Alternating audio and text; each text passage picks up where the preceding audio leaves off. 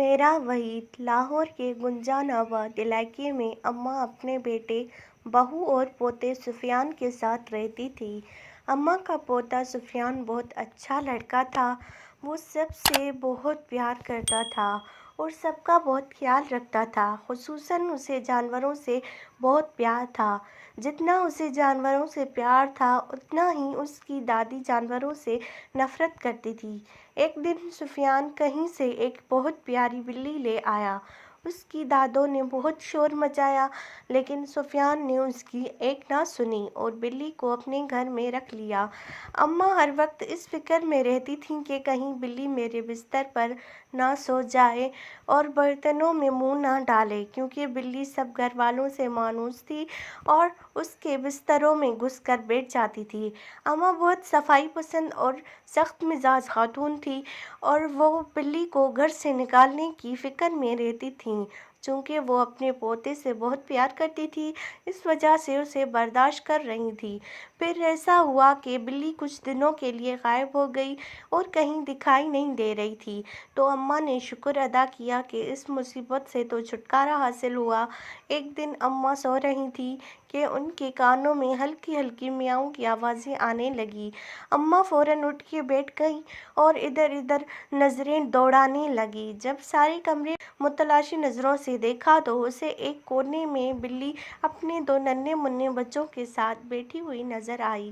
اماں انہیں دیکھ کر آگ بگولا ہو گئیں۔ ایک بلی تو برداشت کیا تھا اور اب یہ دو اور مصیبتیں بھی نازل ہو گئیں۔ اب تو میں انہیں ایک دن کے لیے بھی گھر میں برداشت نہیں کروں گی۔ اماں نے ڈنڈا اٹھایا اور بلی کو مارنے لگیں۔ بلی کے بچے ڈر کے مارے ادھر ادھر بھاگنے لگے۔ اماں کو یہ اندازہ نہیں ہو سکا کہ بلی سخت بیمار ہے اور وہ مار کھا رہی ہے، لیکن بھاگنے کی کوشش نہیں کر رہی اور نہ ہی اپنے بچوں کی طرف بھاگ رہی ہے۔ اماں نے بلی کو اتنا مارا کہ وہ زمین پر لیٹ کر تڑپنے لگی اور اماں کی طرف اداس نظروں سے گھورنے لگی۔ اس کی آواز بھی نہیں نکل رہی تھی۔ اماں نے دونوں بچوں کو ایک شاپنگ بیگ میں ڈالا اور اپنے گھر سے تھوڑے فاصلے پر بنے ہوئے ایک خالی گھر میں چھوڑ کر آئیں، جو ابھی زیر تعمیر تھا اور اس گھر میں کوئی نہیں رہتا تھا۔ بلی کو سخت بخار تھا، اسے اپنے بچوں کا کچھ ہوش نہیں تھا۔ جب 2-3 دن کے بعد اس کی طبیعت کچھ بہتر ہوئی تو اسے اپنے بچوں کی یاد ستائی، تو وہ سارے گھر میں بچوں کو تلاش کرنے لگی۔ باہر گلی میں جا کر بچوں کو ڈھونڈا لیکن بچے کہیں نہ ملے۔ شام کو تھک ہار کر اماں کے گھر میں داخل ہوئی۔ سامنے بیٹھی اماں نے اسے قہر آلود نظروں سے گھورا لیکن اپنے پوتے کے خیال سے خاموش رہیں، کیونکہ بلی کے بچوں کو نکالنے پر پہلے ہی ان کا پوتا ان سے کافی ناراض تھا۔ بلی اماں کو سوالیہ نظروں سے دیکھتی کہ میرے بچے کہاں ہیں، لیکن اماں بھی نہ جانے کس مٹی کی بنی ہوئی تھی کہ انہیں بلی پر ذرا سا بھی ترس نہ آیا۔ بلی کو بچوں کی بہت یاد ستاتی تو وہ زور زور سے میاؤں میاؤں کرنے لگی۔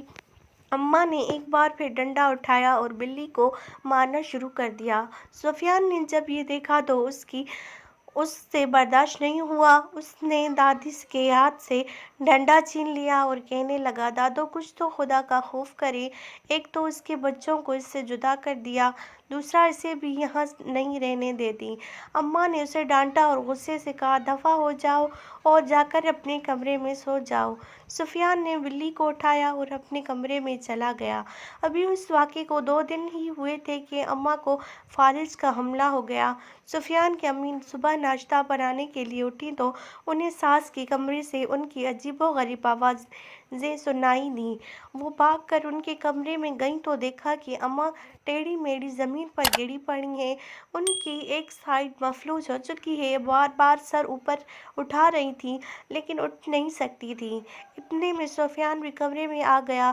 دونوں نے مل کر اماں کو اٹھایا اور بستر پر لٹا دیا۔ سفیان نے اپنی امی جان سے کہا، یہ بلی کو مارنے کی سزا ہے۔ سفیان کی امی کہنے لگیں، چھوڑو ان باتوں کو، پہلے ڈاکٹر کو بلاؤ۔ جب اماں نے پوتے کو منہ سے یہ الفاظ سنے تو ان کی آنکھوں میں آنسو آ گئے اور انہیں شدت سے اپنی غلطی کا احساس ہوا اور وہ رونے لگی اور دل ہی دل میں اللہ تعالیٰ سے معافی مانگنے لگی۔ اللہ کی لاٹھی بے آواز ہے، انہوں نے بلی کے بچوں کو بلی سے جدا کیا اور اللہ تعالیٰ نے انہیں ایک ٹانگ اور ایک بازو سے محروم کر دیا۔ بلی اپنے بچوں کے لیے تڑپ رہی تھی۔ سفیان نے دل میں عہد کیا کہ وہ بلی کے بچوں کو ڈھونڈ کر ضرور لائے گا۔ وہ گھر سے نکل کر مختلف جگہوں پر بلی کے بچوں کو تلاش کرنے لگا۔ آخر اسے بلی کا بچہ ایک خالی پلاٹ پر اچھلتا کودتا دکھائی دیا۔ اس نے وہاں جا کر دیکھا کہ بلی کا ایک بچہ مر چکا تھا اور وہیں دوسرا پڑا ہوا تھا، اس کے ارد گرد میاؤں میاؤں کرتا ہوا ادھر ادھر اپنی ماں کو تلاش کر رہا تھا۔ سفیان بلی کے بچے کو گھر لے آیا۔ جیسے ہی بلی نے اپنے بچے کو دیکھا تو زور زور سے میاؤں میاؤں کرنے لگی اور اپنے بچے کو چومنے لگی اور اپنی محبت کا اظہار کرنے لگی۔ اماں نے دل سے توبہ کر لی تھی کہ اللہ میاں مجھے معاف کر دے، تو میں کبھی کسی کے بچوں کو اس کی ماں سے جدا نہیں کروں گی۔ جس طرح انسان اپنے بچوں کی خاطر ہر ظلم برداشت کرتا ہے اور ہر مشکل سے گزر جاتا ہے، اسی طرح حیوان بھی اپنے بچوں کے لیے ایسے ہی جذبات رکھتے ہیں۔ چاہے کوئی انسان ہو یا حیوان، بچے سب کو پیارے ہیں۔